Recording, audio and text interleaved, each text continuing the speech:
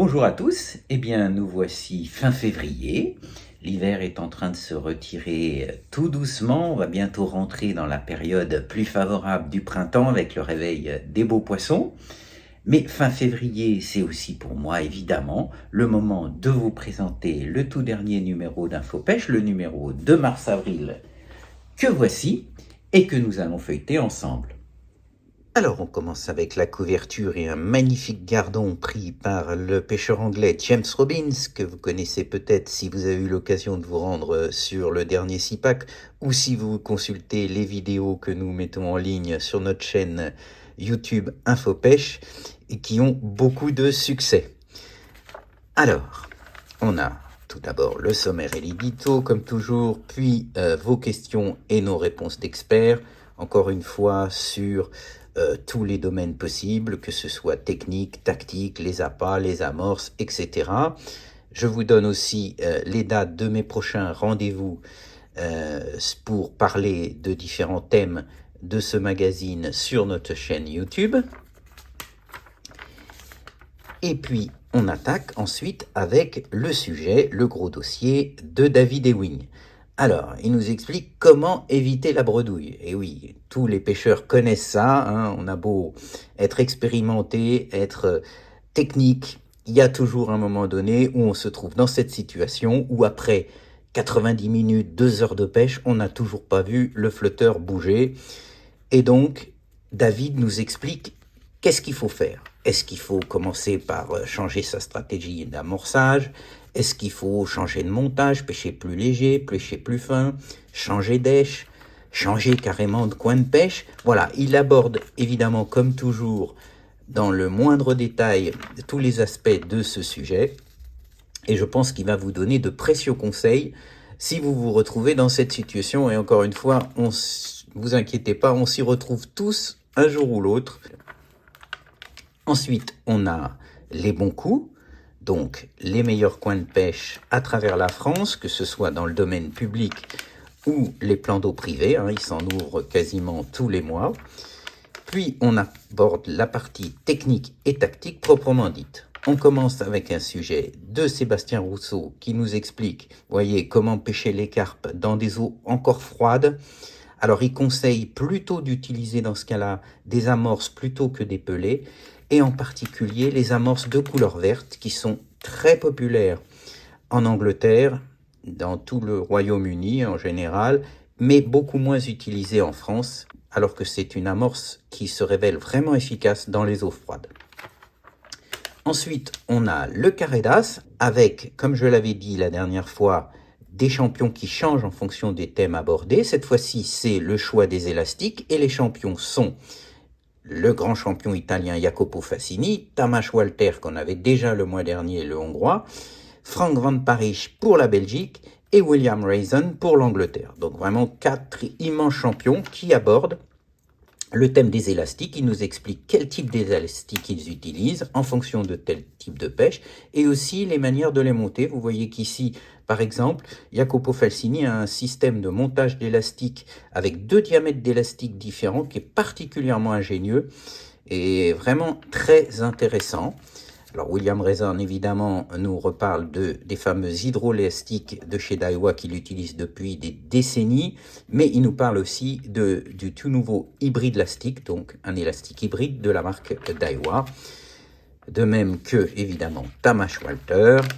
Et puis on termine avec le joker, c'est-à-dire le pêcheur français. Ce sera l'un des tout meilleurs, hein, inutile de le présenter, c'est Alexandre Codin, qui nous explique, lui, quel type d'élastique il utilise et comment. Et puis, on a un petit encadré également pour dire un dernier adieu à notre Captain Fin, à Philippe Perrault, qui nous a quittés malheureusement le mois dernier.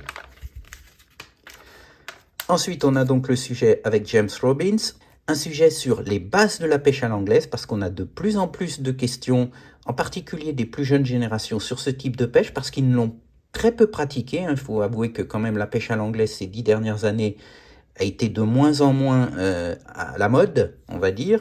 Et donc, il nous demande régulièrement des infos sur ce type de pêche. Donc, James Robbins, dans sa simplicité légendaire, nous explique comment pêcher très simplement à l'anglaise avec une simple petite canne de 3,60 m, 3,90 m, un waggler droit en plume de pan, 3 petits plombs, et vous voyez qu'on peut réaliser de magnifiques pêches avec simplement une canne, une fronde et un flotteur. Ensuite, on a un sujet avec Hugo Michaud, pêcheur de la Nièvre, un jeune pêcheur qui est membre d'ailleurs de l'équipe de France des U20, sans doute l'un des futurs grands champions français. J'ai eu l'occasion de passer la journée avec lui pour ce sujet, une journée un peu difficile au niveau des conditions météo, mais j'ai été impressionné par son sens de l'eau, sa faculté d'adaptation et déjà ses compétences techniques.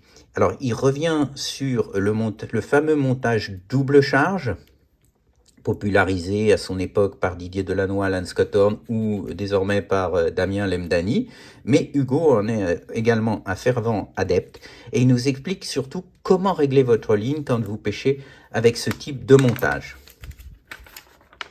Ensuite, on a le sujet de Monsieur Plus, Didier Delannoy. Alors, Didier, normalement, c'était prévu qu'il devait faire un sujet sur la terre dans l'amorce, mais on a eu énormément de questions, suite en particulier à ses derniers articles dans InfoPêche, mais aussi ses vidéos sur YouTube, sur le mouillage de l'amorce. Donc, il a voulu répondre plus précisément aux différentes questions que vous lui aviez posées, et puis il reviendra évidemment sur la terre un peu plus tard.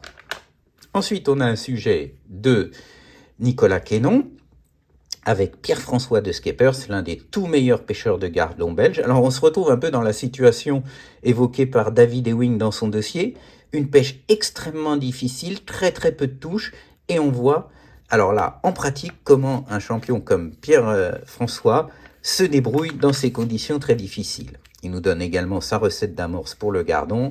Alors ensuite, pour la rubrique des montages de lignes, on s'est adressé à une championne du monde, en l'occurrence Solène Newstead. Eh bien, nous avons demandé à Solène quels étaient ses montages, ses petites astuces. Voyez qu'elle nous décrit les types de flotteurs qu'elle utilise, la disposition des plombs, et puis elle donne plein de petits conseils sur le choix des nylons, le choix des hameçons, les accessoires, etc. Ensuite, on aborde la partie matérielle avec la présentation de nouveautés. Ici, des tout nouveaux méthodes feeder de chez Cresta qui sont très ingénieux et qui se lancent vraiment très bien. La pêche aux méthodes est de plus en plus populaire en France et en Europe en général. Puis la présentation de toutes dernières nouveautés de différentes marques. Et le grand test qui est consacré aux manches d'épuisette. Vous voyez qu'il y en a énormément, il y en a 59. Alors ça en fait beaucoup, ça commence à partir de 50 € et ça monte jusqu'à 350 € pour les manches d'épuisette vraiment en compétition, très long et très léger.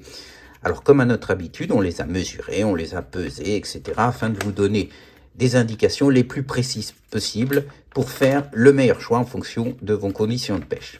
Ensuite, on a l'article spécimen de Christian qui revient sur un thème qu'il avait déjà abordé sur les pêches de crues, mais cette fois-ci les crues extrêmes, c'est-à-dire le moment où le niveau de la rivière est au plus haut, donc le courant est également au plus fort, et comment se débrouiller dans ces conditions. Alors c'est des conditions évidemment très difficiles, on va pas dire que ce sont les meilleures conditions pour prendre du poisson, mais en revanche ce sont des conditions où on arrive souvent à prendre des poissons vraiment spécimens qu'on voit très rarement dans d'autres conditions. Et puis, à la fin de ce dossier, comme dans le précédent numéro, on a un petit jeu concours avec la marque anglaise Cadence qui vous propose de répondre à quelques questions. Alors vous pouvez jouer évidemment avec le bon à découper sur le magazine ou alors directement sur internet. On vous met un lien sur notre page Facebook et vous pourrez gagner une canne feeder de 13 pieds. Et puis on termine avec les pêches d'antan, avec un petit texte, une fois n'est pas coutume, sur les appâts, sur les pattes pour pêcher différents types de poissons, où on voit que les pêcheurs de l'époque croyaient énormément dans les produits aromatiques, en particulier les graines et les plantes aromatiques comme l'absinthe, la camomille, la poudre de cumin ou la civette. Voilà, des recettes assez originales, pourquoi pas les essayer aujourd'hui. Voilà, écoutez, je vous remercie de votre attention et j'espère que vous prendrez beaucoup de plaisir à lire ce nouveau numéro d'InfoPêche. À très bientôt.